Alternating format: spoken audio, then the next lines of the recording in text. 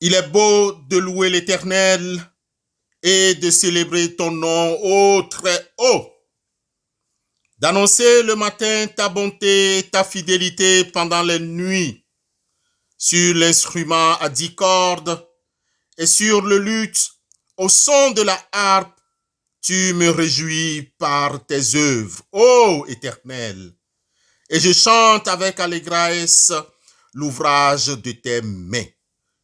Bien-aimés dans le Seigneur, à travers ces versets 1 à 4 du psaume 92, recevez nos salutations matinales en Christ. Prions Dieu. Père éternel, notre Père et notre Sauveur, toi qui as séparé la lumière et les ténèbres, toi qui as appelé la lumière jour et les ténèbres nuit, arrache aussi nos cœurs de l'obscurité du péché et fais-nous parvenir à la vraie lumière qui est le Christ. Dirige-nous au cours de cette journée, que ta volonté soit faite sur nous, que ton règne vienne, et avec Christ, Jésus et le Saint-Esprit, maintenant et pour les siècles des siècles, accepte nos prières. Amen.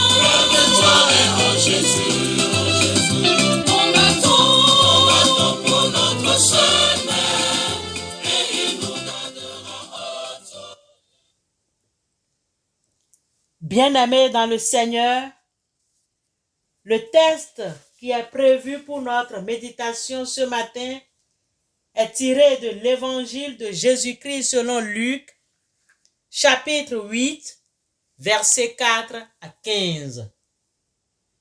Luc, chapitre 8, 4 à 15. Nous lisons au nom de notre Seigneur et Sauveur Jésus-Christ. Une grande foule étant assemblée et des gens étant venus de diverses villes auprès de lui, il dit cette parabole. Un semeur sortit pour semer sa semence. Comme il semait, une partie de la semence tomba le long du chemin. Elle fut foulée aux pieds et les oiseaux du ciel la mangèrent. Une autre partie tomba sur le roc. Quand elle fut levée, elle sécha parce qu'elle n'avait point d'humidité. Une autre partie tomba au milieu des épines. Les épines crurent avec elle et l'étouffèrent. Une autre partie tomba dans la bonne terre. Quand elle fut levée, elle donna du fruit au centuple.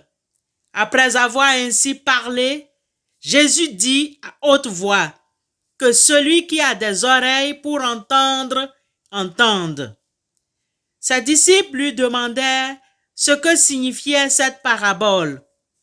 Il répondit, « Il vous a été donné de connaître les mystères du royaume de Dieu, mais pour les autres, cela leur est dit en parabole, afin qu'en voyant, ils ne voient point, et qu'en entendant, ils ne comprennent point. » Voici ce que signifie cette parabole. La semence, c'est la parole de Dieu. Ceux qui sont le long du chemin, ce sont ceux qui entendent, puis le diable vient et enlève de leur cœur la parole, de peur qu'ils ne croient et soient sauvés.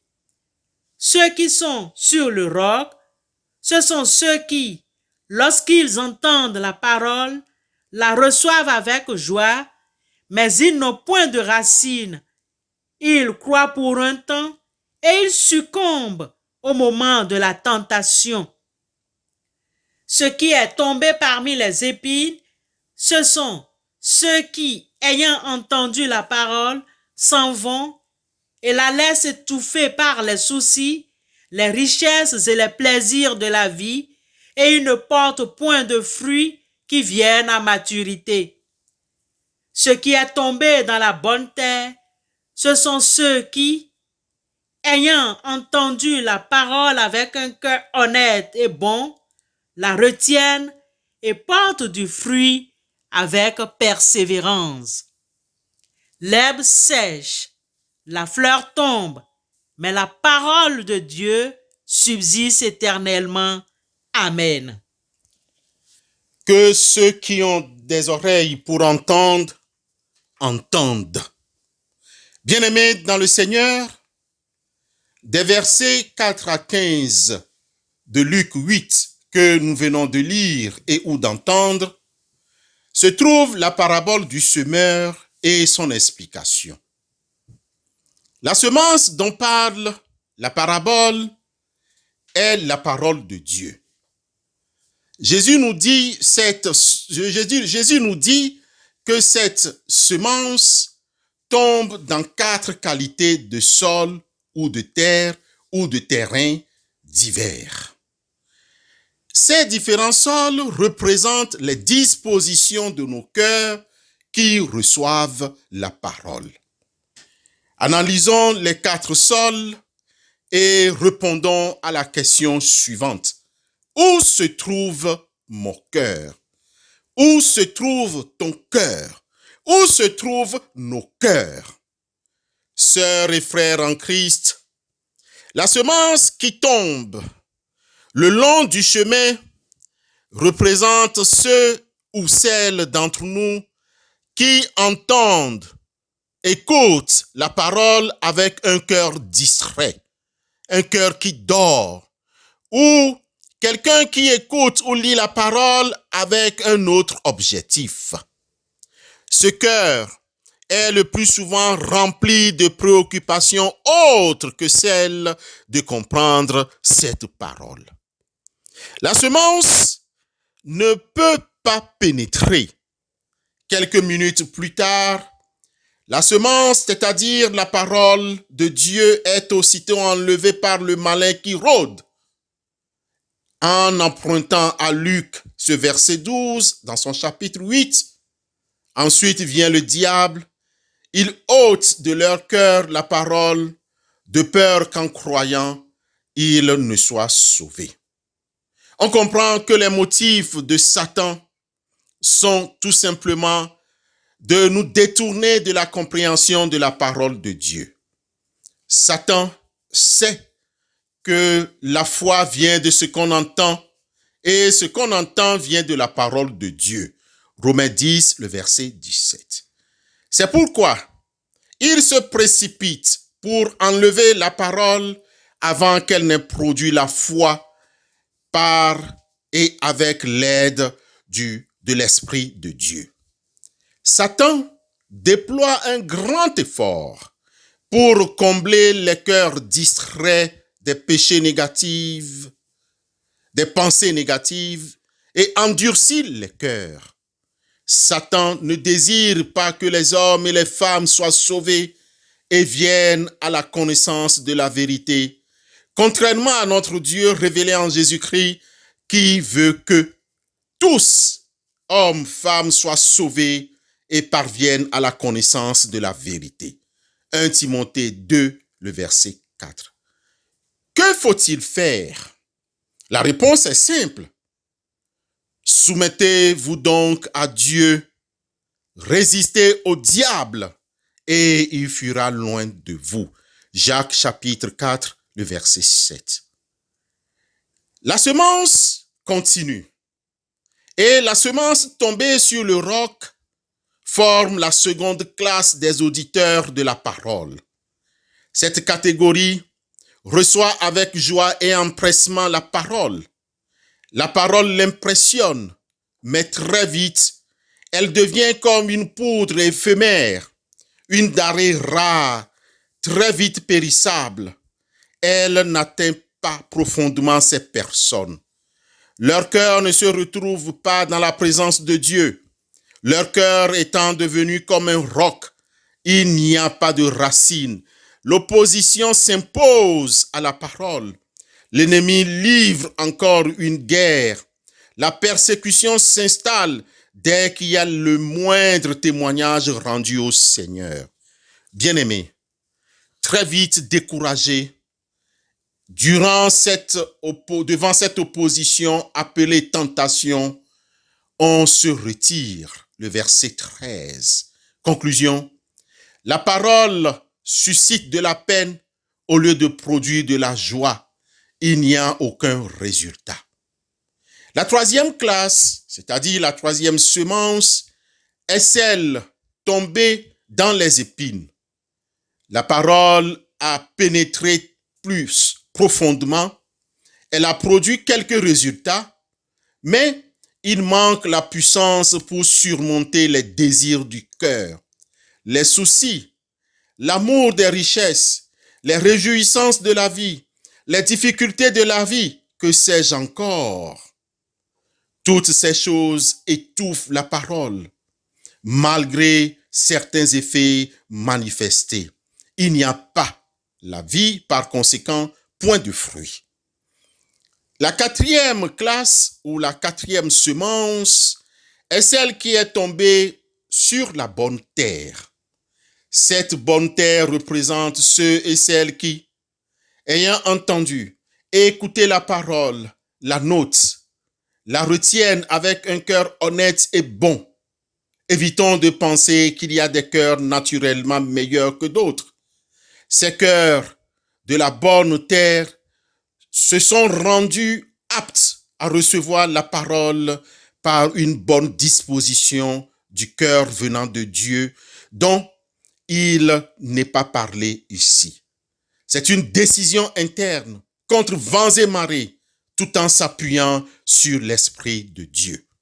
Peuple de Dieu au bout des ondes, vous tous qui m'écoutez aujourd'hui, oui, nous devons comprendre qu'il y a 4 catégories d'auditeurs ou de personnes qui écoutent la parole de Dieu. Le Seigneur dépeint notre situation ce matin. Entendre et écouter la parole caractérise tous les sols. La retenir, la faire porter du fruit avec patience et l'aide de Dieu est la caractéristique de la bonne terre. La question nous revient. Où se trouve ton cœur? Ton cœur s'identifie à quelle terre? C'est à nous, à chacun d'entre nous de répondre, car nous formons aussi et nous faisons partie de cette semence que nous écoutons tout le temps.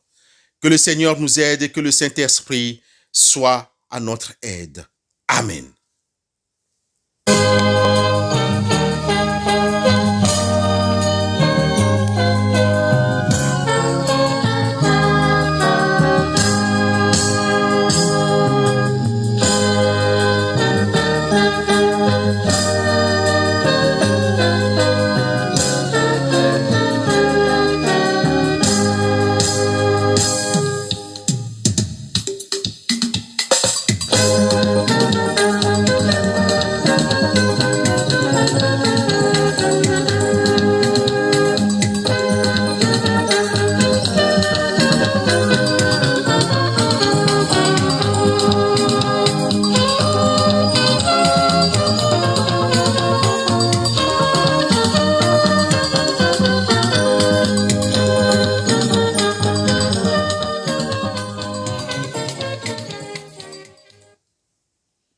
Prions Dieu.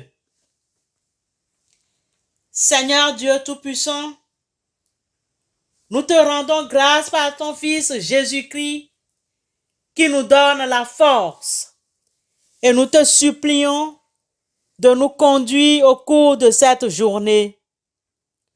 Sois pour nous lumière et vérité. Chaque jour, tu renouvelles tes merveilles. Ouvre nos yeux, donne-nous de discerner ta volonté. Toi, le Fils de l'homme, fais-nous aimer notre condition d'homme. Tu as passé en faisant le bien. Que chacun de nos actes te serve et serve nos frères. Accorde-nous patience et bonté tout au long de ce jour. Tu es l'amour, le feu, la source vive, force et douceur de la grâce du Seigneur. Toi, le doigt qui œuvre au nom du Père, toi dont il nous promet le règne et la venue. Mets en nous ta clarté, embrase-nous en nos cœurs, répands l'amour du Père, répands ta parole et permets à ce que nous puissions disposer nos cœurs à garder ta parole et à la fructifier. Viens fortifier nos corps dans leur faiblesse. Fais reposer ta grâce sur nos familles, unis parents et enfants dans une même confiance en toi. Éclaire et dirige les éducateurs de la jeunesse. Aie pitié de ceux que visite l'épreuve. Console les affligés, secoue les malades. Révèle ta grâce à ceux qui sont en difficulté avec eux-mêmes, à ceux qui sont aigris ou révoltés, à ceux qu'on méprise ou qu'on oublie. Viens fortifier nos corps dans leur faiblesse. Chasse au loin l'ennemi qui menace. Hâte-toi de nous donner la paix, afin que nous marchions sous ta conduite et que nos vies soient lavées de tout péché. Apprends-nous à prendre soin des personnes en difficulté, spécialement des enfants, des veufs, des orphelins, des personnes âgées, de celles qui sont plus fragiles et qui souvent sont dans notre entourage. Nous te soumettons ceux qui ont perdu leur être cher et qui sont dans le deuil, pour voir à tous leurs besoins. Donne-nous de mettre toute notre espérance familiale sous le sceau de l'Évangile par Jésus-Christ, notre Seigneur. Nous te prions. Amen.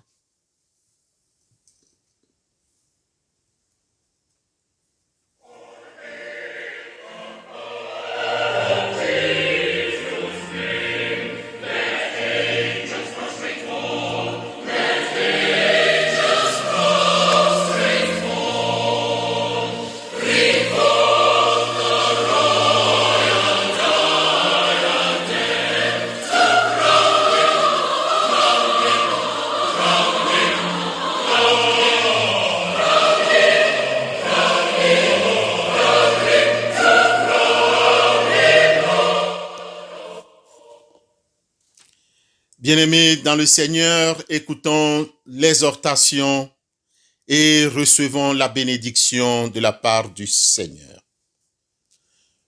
Soumettez-vous donc à Dieu, résistez au diable et il fuira loin de vous.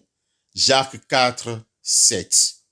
Que la grâce de notre Seigneur Jésus-Christ, l'amour de Dieu le Père et la communion bienfaisante du Saint-Esprit demeure sur chacun d'entre vous. Allez dans la paix et dans la joie de notre Seigneur et Sauveur Jésus-Christ. Bonne journée à vous tous. Amen.